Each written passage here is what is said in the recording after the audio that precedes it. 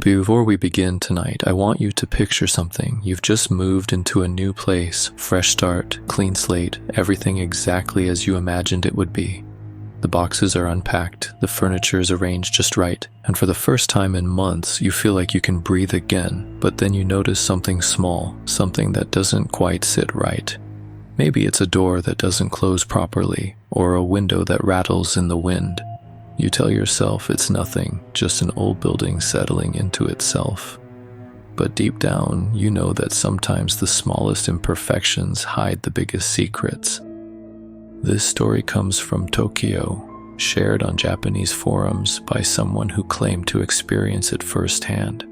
Whether you believe it happened or not, the details are so specific, so unnervingly ordinary, that they'll stay with you long after you've heard them. What I'm about to share with you isn't about supernatural monsters or ancient curses. It's about the terror that can hide behind the most mundane aspects of our daily lives, the horror that lurks in the spaces we think we know best. So settle in, because tonight we're stepping into the world of Yumi Arai, a 26-year-old office worker who thought she was starting fresh. Instead, she discovered that sometimes the past refuses to stay buried, and sometimes the most innocent reflections can show us truths we were never meant to see. It was a Tuesday afternoon in March when Yumi first walked into apartment 304. The building stood on a quiet street in Shibuya, one of those narrow structures wedged between a convenience store and a small ramen shop. The landlord, an elderly man with kind eyes and calloused hands, led her up the narrow staircase, keys jingling softly in the dim hallway. The apartment was perfect for what she needed. Small but clean, recently renovated with fresh paint that still carried that sharp, chemical smell of new beginnings. 2 rooms, a tiny kitchen, and a bathroom just large enough for one person. The rent was reasonable, the location convenient for her commute to the marketing firm where she'd been working for the past 3 years. Yumi had been living with her boyfriend Kenji for 2 years before everything fell apart. The breakup hadn't been dramatic or violent, just the slow realization that they'd grown into different people who wanted different things. He kept the apartment they'd shared, and she'd spent the last month sleeping on her sister's couch, saving money and searching for a place of her own. Standing in the empty rooms, sunlight filtering through the small windows, she felt something she hadn't experienced in months. Relief. This was hers. No shared spaces, no compromises, no walking on eggshells around someone else's moods. Just peace and quiet, and the chance to figure out who she was when she wasn't trying to be half of something else. The landlord showed her around, pointing out the updated electrical outlets, the new flooring, the small but functional kitchen appliances. Everything looked modern and well-maintained, a stark contrast to the building's aged exterior. When they reached the bathroom, Yumi noticed something odd. The mirror above the sink didn't sit flush against the wall. There was a slight gap along the edges, maybe half an inch. And when she leaned closer, she could see that it wasn't actually mounted like a normal mirror. It seemed to be hanging or resting against something behind it. She knocked gently on the glass surface. Instead of the solid thunk you'd expect from a mirror mounted to a wall, there was a hollow sound, like knocking on a door. The landlord noticed her curiosity and chuckled softly. "Old building," he said, waving his hand dismissively. "That's just a sealed maintenance panel behind there. Previous tenant requested the mirror to cover it up. Makes the space look bigger, you know. Don't worry about it." Yumi nodded, satisfied with the explanation. It made sense. Old buildings in Tokyo were full of strange architectural quirks, spaces that had been modified and remodified over the decades to squeeze the maximum utility out of every square foot. That evening, after signing the lease and receiving her keys, she returned with the first load of her belongings. The apartment felt different in the fading daylight, quieter somehow, as if the building itself was settling in for the night. She unpacked methodically, starting with the essentials: clothes, toiletries, bedding, a few books. She found herself staring at the mirror again. The gap around the edges was more noticeable now, and she could swear she felt a faint draft coming from behind it. Just old ventilation, she told herself. Nothing to worry about. But as she stood there, toothbrush in her mouth, foam building around her lips, she heard something that made her pause. A soft sound, barely audible over the running water from her own faucet. A rhythmic scraping, like bristles against teeth. She turned off the tap and listened. Silence. Just the distant hum of traffic from the street below and the occasional creak of the building settling. She finished brushing and went to bed, dismissing the sound as pipes or perhaps her upstairs neighbor going through their own bedtime routine. The next few days passed peacefully. Yumi settled into her new routine, learning the rhythms of her building and neighborhood. The convenience store below stayed open until midnight, its bright fluorescent lights casting a comforting glow into her bedroom window. The ramen shop next door filled the evening air with rich, savory aromas that made her mouth water on her way home from work. She began to feel truly relaxed for the first time in months. Her coworkers commented on how much brighter she seemed, how the stress lines around her eyes had softened. She was sleeping better, eating regular meals, even thinking about taking up a hobby or joining a gym. But the sounds from the bathroom continued.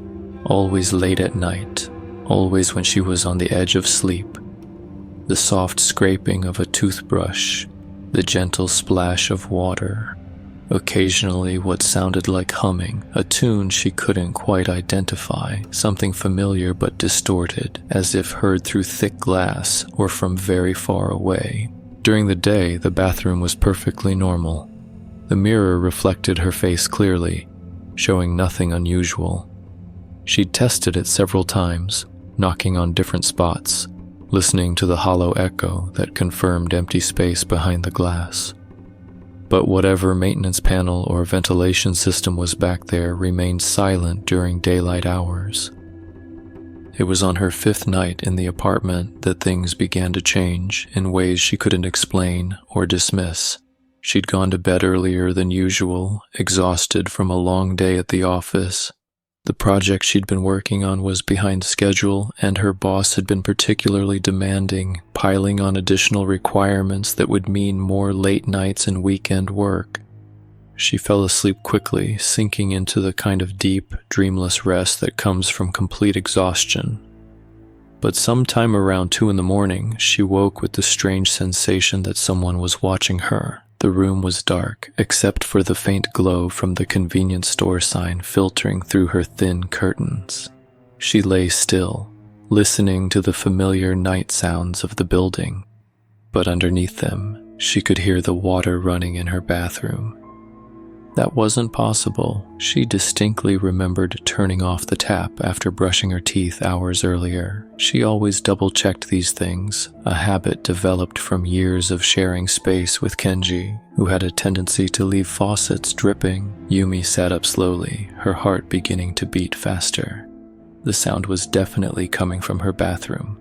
Not just running water, but the deliberate rhythm of someone washing, rinsing, going through the motions of a nighttime routine. She slipped out of bed and padded quietly toward the bathroom door, which she'd left slightly ajar. The sounds grew clearer as she approached. Water running, then stopping. A soft clink of something being set down on the counter, and underneath it all, that same faint humming she'd heard on previous nights. When she reached the doorway, she peered cautiously around the frame. The bathroom was dark, but she could see the faint outline of the sink and mirror in the dim light. The faucet was definitely off, the counter dry and empty just as she'd left it, but the sounds continued, seeming to come from everywhere and nowhere at once, as if someone in another room, another space entirely, was going through the exact same routine she'd completed hours earlier. She stood frozen in the doorway, her bare feet suddenly feeling ice cold against the bathroom tiles.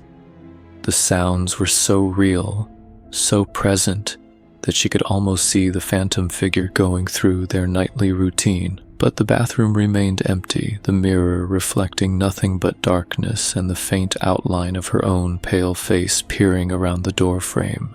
Yumi reached for the light switch, her hand trembling slightly as she flicked it on. The sudden brightness made her squint, and when her eyes adjusted, everything looked exactly as it should. Clean counter, dry sink, her toothbrush sitting alone in its holder, but the sounds didn't stop when the light came on. If anything, they seemed to grow more distinct, more purposeful. She stepped fully into the bathroom, her reflection appearing in the loose mirror as she moved closer to the sink.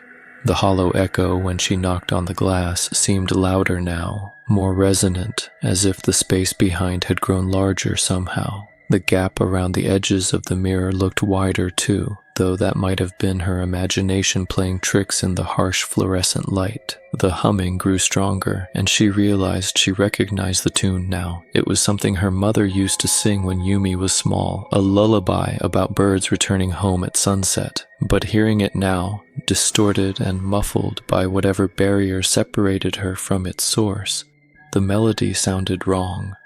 The notes hung in the air too long, stretching into something that made her skin crawl. Yumi pressed her ear against the mirror's surface. The glass was cold, much colder than it should have been in the warm bathroom. Through it, she could hear the sounds more clearly now. Not just water and humming, but breathing. Soft, steady breathing that didn't match her own rapid, shallow gasps. She jerked back from the mirror and stared at her reflection. Her face looked pale and drawn. Dark circles under her eyes more pronounced than they'd been before moving in. But as she watched, something else caught her attention.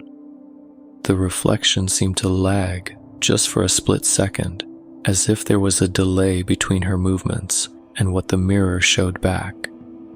She raised her right hand. Her reflection raised its right hand a heartbeat later. She tilted her head to the left. The reflection followed, but the movement felt sluggish, uncertain. Her heart began pounding so hard she could feel it in her throat.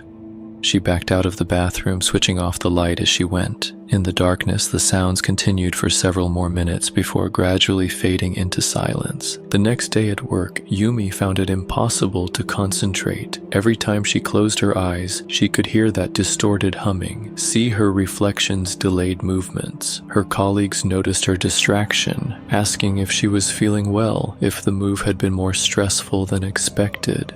She made excuses about adjusting to the new commute, about boxes still needing to be unpacked. But the truth was, she was afraid to go home. The thought of spending another night in that apartment, of facing whatever was behind the mirror, filled her with a dread so intense it made her physically nauseous. When evening came, she took the long way home, stopping at the ramen shop next door to her building. The owner, a middle-aged woman with flour-dusted hands and a warm smile, served her a steaming bowl of tonkotsu that she barely touched. The rich broth sat heavy in her stomach as she finally climbed the stairs to her apartment. The hallway seemed darker than usual, the overhead lights flickering intermittently and casting strange shadows on the faded wallpaper. When she reached her door, she noticed that the apartment next to hers, 305, had a small memorial plaque beside the door frame. She'd walked past it dozens of times without really seeing it, but now it caught her attention. The plaque was simple, just a name and dates etched into black marble. Yumi Arai, it read.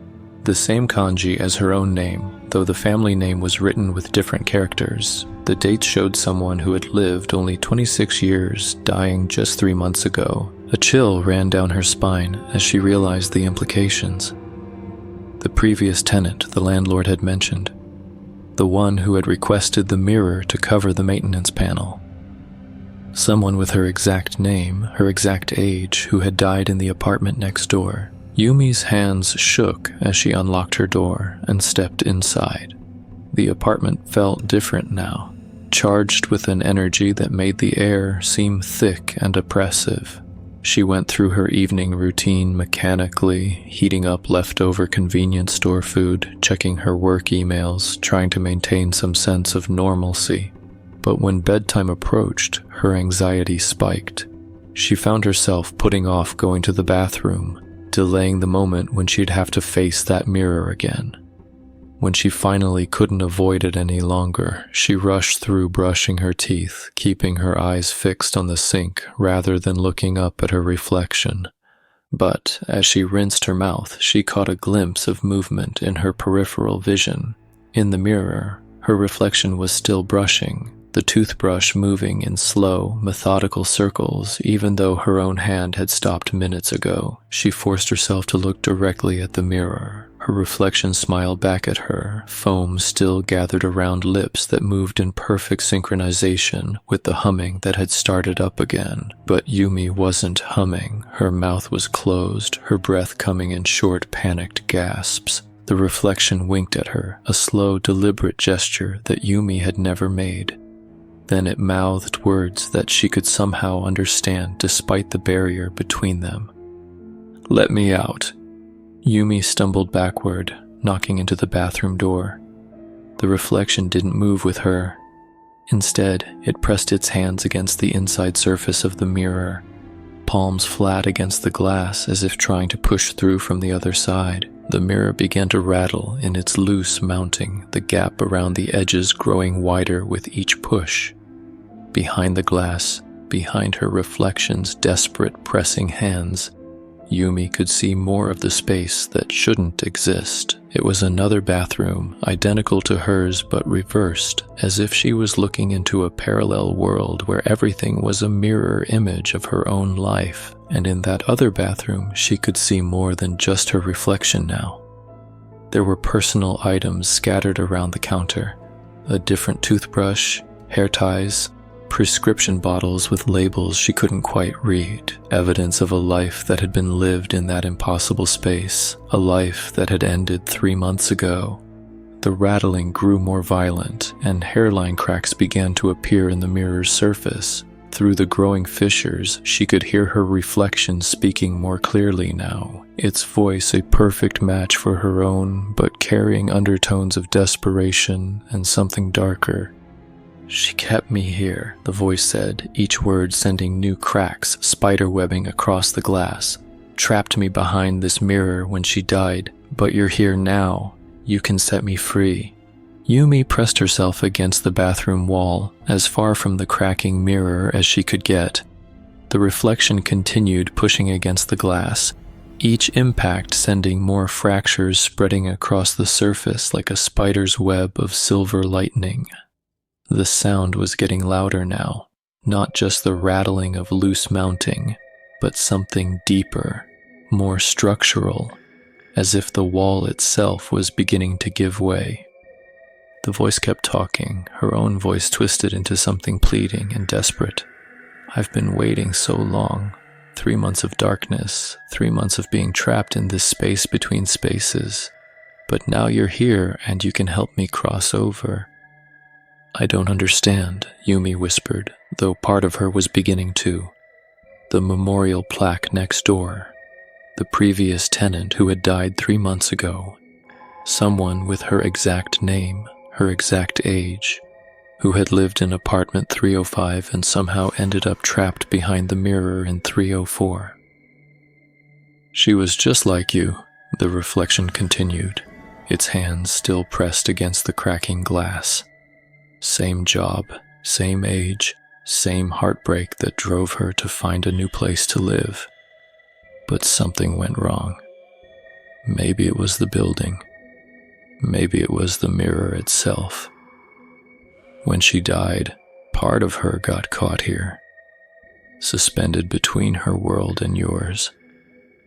The cracks in the mirror were spreading faster now, creating a kaleidoscope of fractured reflections. Through the gaps, Yumi could see more of that impossible bathroom, and she realized it wasn't just reversed, but subtly different. The tiles were a shade darker, the fixtures slightly more worn, as if she was looking into her apartment as it had been months earlier, before the renovation. "How did she die?" Yumi asked, though she wasn't sure she wanted to know the answer. The reflection's expression grew sad, almost pitying. "The same way you will if you don't help me. The mirror doesn't just show reflections, it traps them, feeds on them.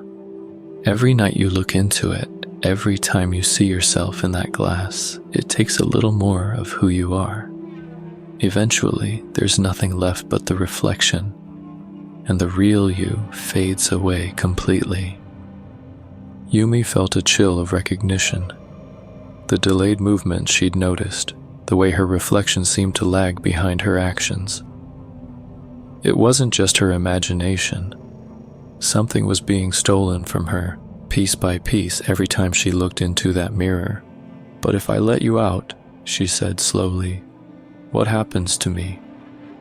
The reflection smiled, and for the first time, it looked genuinely happy. "We can share. There's room for both of us in your world.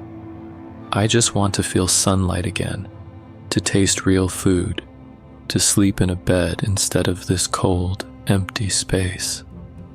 The mirror gave a particularly violent shake, and several pieces of glass fell to the bathroom floor with musical crashes.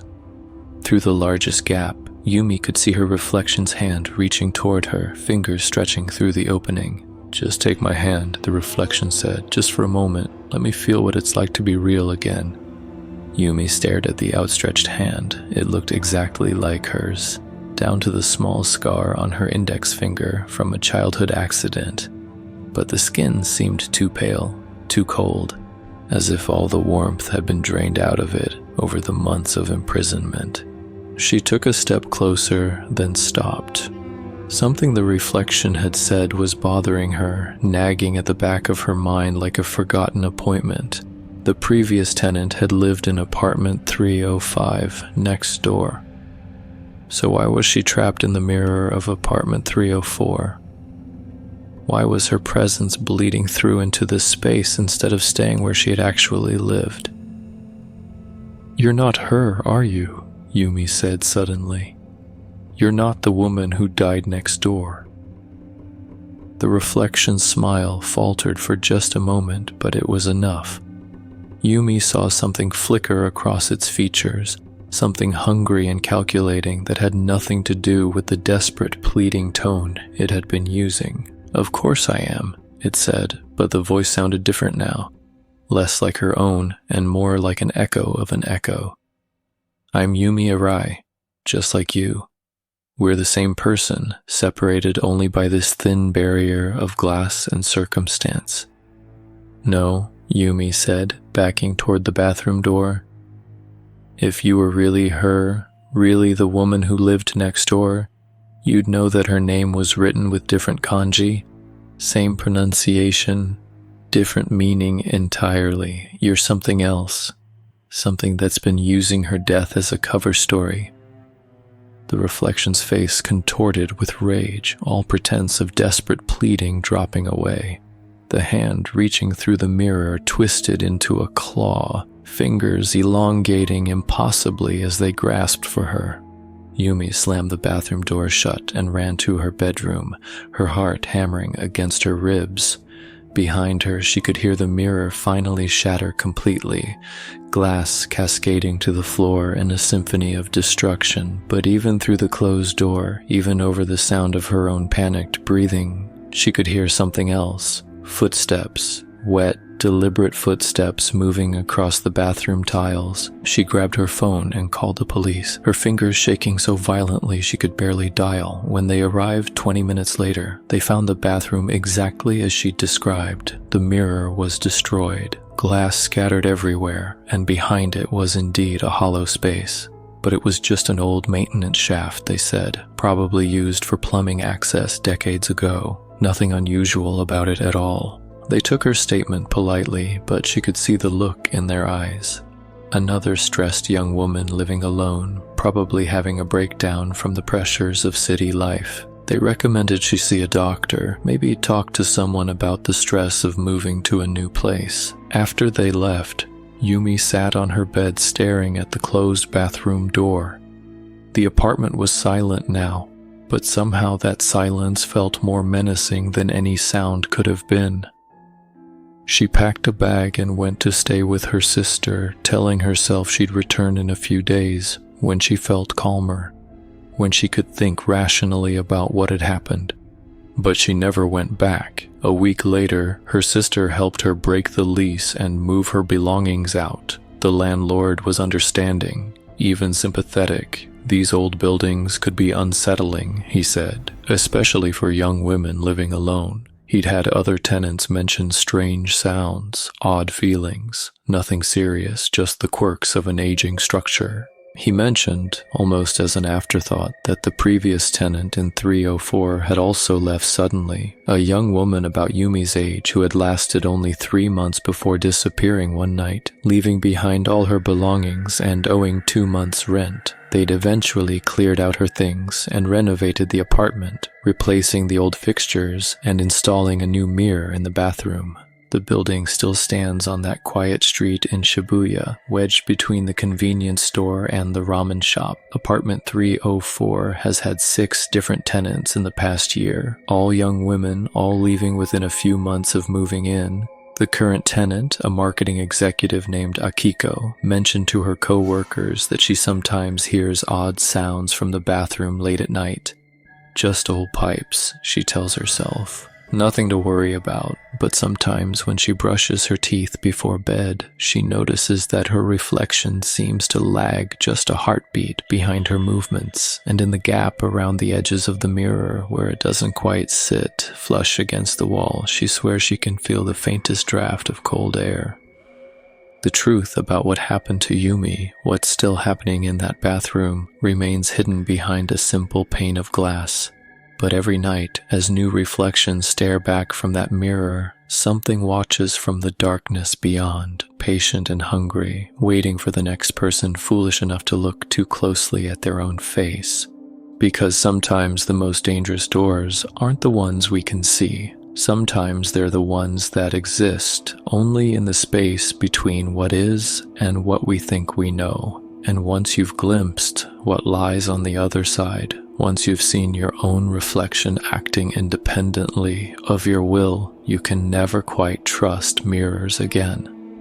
So the next time you're brushing your teeth late at night, pay attention to your reflection. Make sure it moves exactly when you do. And if you ever notice a gap around the edges of your bathroom mirror, if you ever hear sounds that shouldn't be there, remember Yumi's story. Because the door in the bathroom isn't always where you think it is. And sometimes the most terrifying thing you can encounter is yourself.